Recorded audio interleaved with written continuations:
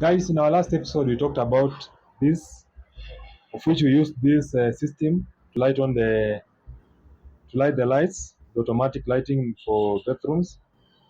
With me today here is the a smart burglar system. This is a system that is used mainly to interrupt the activities of an unpermitted person or a thief in a premises or an apartment. The system comprises of a PIR sensor. This is the PIR sensor. This one, infrared sensor. We have the buzzer for the alarm system, and this is a switch. In it, inside it, we have a power supply system. This is a transformer which converts 240 volts to 6 volts AC, which is better converted into DC using our rectifier circuit.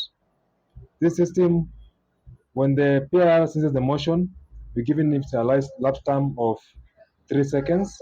So the buzzer will go on for 3 seconds, but you can, of course, using this, you can increase, using this button, you can increase the time of which you want the buzzer to be on. So when you toggle this clockwise, you are increasing the delay time. When you're using this one,